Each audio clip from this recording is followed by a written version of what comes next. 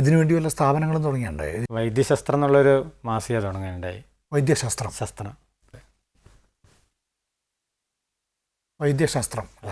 വൈദ്യമായിട്ട് വല്ല വിശേഷം? വൈദ്യം എന്ന് പറയുന്നത് സാംസ്കാരിക വൈദ്യം എന്നുള്ളതാണ് ഇതിൻ്റെ ആശയം.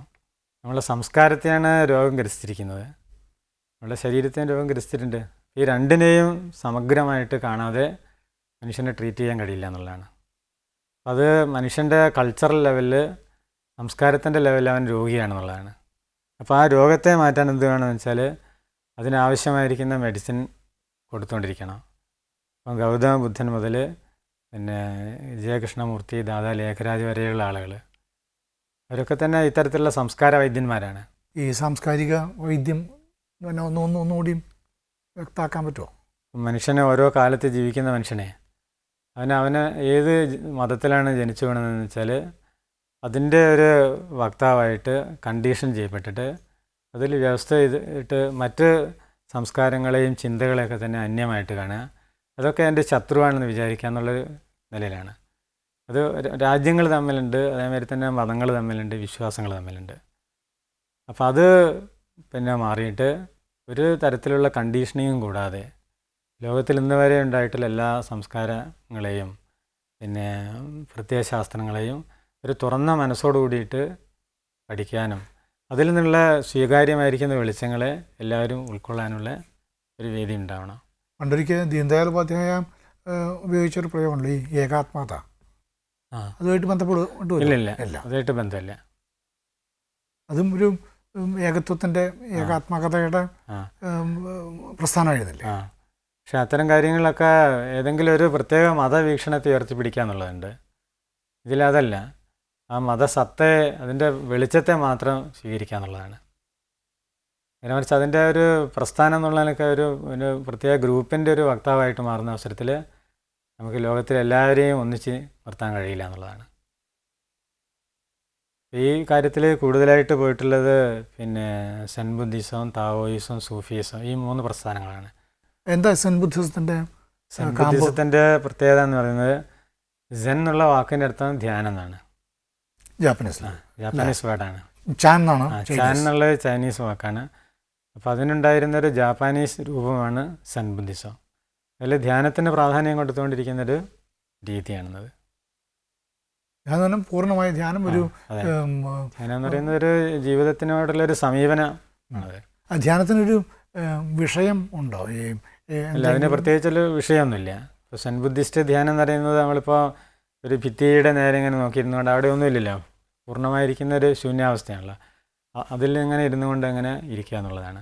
എന്നുവെച്ചാൽ നമ്മൾ പൂർണ്ണമായിട്ടും മനസ്സിൽ ഒന്നുമില്ലാത്ത ഒരാളായിട്ട് ബ്ലാങ്ക് ആയിട്ടുള്ളൊരവസ്ഥയിലിരിക്കുമ്പോൾ നമ്മൾ നമ്മുടെ ഇരിക്കുന്ന ശുദ്ധതയിലേക്ക് എത്തും എന്നുള്ളതാണ്.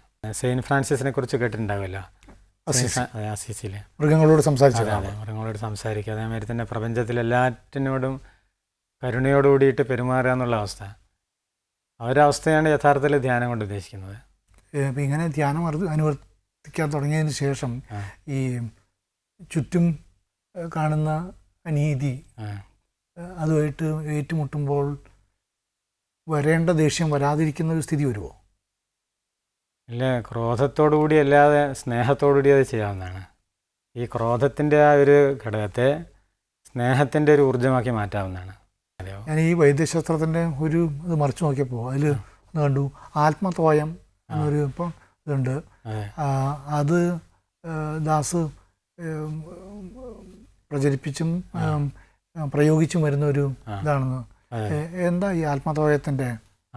ജീവജലം, ഓട്ടോ യൂറിൻ എന്നുള്ളതിന് പകരമായിട്ട് നമ്മൾ ഉപയോഗിക്കാറുള്ളൊരു വാക്കാണ് ആത്മതോയം. തോയം എന്ന് വെച്ചാൽ വെള്ളം എന്നുള്ള അർത്ഥം, അവനവൻ്റെ ജലം എന്നുള്ള അർത്ഥമാണ് ആത്മതോയം എന്നുള്ള വാക്കിനുള്ളത്. അപ്പോൾ ബൈബിളിൽ തന്നെ പറയുന്നുണ്ട്, നീ നിൻ്റെ തന്നെ ശരീരത്തിൽ നിന്ന് വരുന്ന ജലത്തെ ആശ്രയിച്ച് ആരോഗ്യവാനും ആയുസ്സുള്ളവനും ആകാമെന്ന്. അപ്പോൾ അതിൽ നിന്നാണ് ബ്രിട്ടീഷുകാരനായിരിക്കുന്ന ആംസ്ട്രോങ് എന്നുള്ള ആൾ ക്ഷയരോഗമായിട്ട് മരണാസന്നനായി കിടക്കുമ്പോഴാണ് ഈ പുസ്തകം, ഈ ഒരു ബൈബിളിലെ മൊഴി വായിക്കുന്നത്. നീ നിൻ്റെ തന്നെ ജലത്തെ ആശ്രയിച്ചുകൊണ്ട് ആരോഗ്യവാനാകുന്നു. ഇതിന് ഒരു ഇന്ത്യൻ കോണ്ടെക്സ്റ്റ് ഇല്ലേ? ഇന്ത്യൻ കോണ്ടെക്സ്റ്റ് ഉണ്ട്. ഇന്ത്യൻ കോണ്ടെക്സ്റ്റിൽ ശരിക്കും പറഞ്ഞാൽ 5000 വർഷം മുമ്പ് തന്നെ മൂത്രചികിത്സയെക്കുറിച്ചുള്ള ആദ്യത്തെ ഗ്രന്ഥം എഴുതപ്പെട്ടിട്ടുണ്ട്. ശിവാമ്പ് കൽപ്പവിധി എന്നുള്ള ആ പുസ്തകത്തിലാണ് ഇത് ആദ്യമായിട്ട് വരുന്നത്. വേറൊരാൾക്ക് ബോധ്യപ്പെടുത്തണമെങ്കിൽ അതിന് വേണ്ട ഒരു ക്രോഡീകരണം വേണ്ട, അതിൻ്റെ തെളിവുകളുടെയും യുക്തിയുടെ എല്ലാം ഒരു ക്രോഡീകരണം അത് നടന്നിട്ടുണ്ട്. തീർച്ചയായിട്ടും വേണം. ഇപ്പം എന്നെ സംബന്ധിച്ച് പറയുകയാണെങ്കിൽ ഞാൻ ഇതിലേക്ക് വന്നത് ഇതിൻ്റെ തിയറിയേക്കാൾ കൂടുതൽ ഇതിൻ്റെ പ്രയോഗത്തിലുള്ള അനുഭവങ്ങൾ വെച്ചിട്ടാണ്. മലപ്പുറത്തുള്ള എൻ്റെ ഒരു സ്നേഹിതൻ VC പ്രസാദ് എന്നുള്ള ഒരാളുണ്ട്, ഒരു അധ്യാപകനാണ്. അദ്ദേഹത്തിൻ്റെ സോറിയാസിസ് മാറിയ അനുഭവം ഒരു ദിവസം എന്നെ കണ്ടപ്പോൾ വിശദമായിട്ട് പറഞ്ഞു. ഒരുപാട് ട്രീറ്റ്മെൻറ്റ് ചെയ്തിട്ടും മാറാത്തത് അദ്ദേഹത്തിന് യൂറിൻ തെറാപ്പിയിലൂടെ മാറിയെന്നു. ഈ അപ്പോൾ ഔഷധങ്ങളും ഒന്നുമില്ലാതെ ധ്യാനം കൊണ്ടും ഇത്തരം പ്രകൃതി ചികിത്സ കൊണ്ടും നമുക്ക് സ്വാസ്ഥ്യം, സാംസ്കാരികത്തിലേക്ക് എത്താൻ കഴിയും. അതെ, തീർച്ചയായിട്ടും എത്താൻ കഴിയും. പ്രാർത്ഥന പോലും അതിന് വേണ്ട. അല്ല, പ്രാർത്ഥന ചെയ്യുന്നവർക്ക് അത് ചെയ്യാവുന്നതാണ്. എന്നുവെച്ച് ധ്യാനത്തിൽ താല്പര്യമുള്ളവർക്ക് അത് ചെയ്യാവുന്നതാണ്. മനസ്സിനെ സ്വസ്ഥമാക്കാനുള്ള രീതികളാണല്ലോ ഇതൊക്കെ. ഈ ധ്യാനത്തിൻ്റെ വഴിയിലൂടെ എത്തിയതിന് ശേഷം ദാസിൻ്റെ ജീവിത രീതിയിലും ജീവിത ദർശനത്തിലും എല്ലാം വലിയ വ്യത്യാസം വന്നിട്ടുണ്ടോ? വലിയ വ്യത്യാസം വന്നിട്ടുണ്ട്. അതൊരു ഒരു ഒന്നോ രണ്ടോ വാക്കിൽ പറഞ്ഞുകൊണ്ട് നമുക്കിത് അവസാനിപ്പിക്കാം.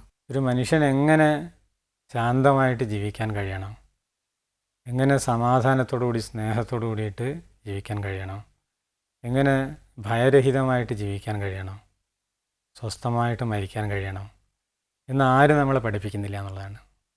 നമ്മളെ പഠിപ്പിക്കുന്നത് ഭൗതികമായിട്ട് എന്തൊക്കെയോ നേടിക്കൊണ്ട് എന്നിട്ട് പെട്ടെന്ന് ജീവിതത്തെക്കുറിച്ചൊന്നും അറിയാതെ അപ്രതീക്ഷിതമായൊരു സമയത്തിൽ ലോകത്തിൽ നിന്ന് വിട്ടുപോകുക എന്നുള്ളതാണ്.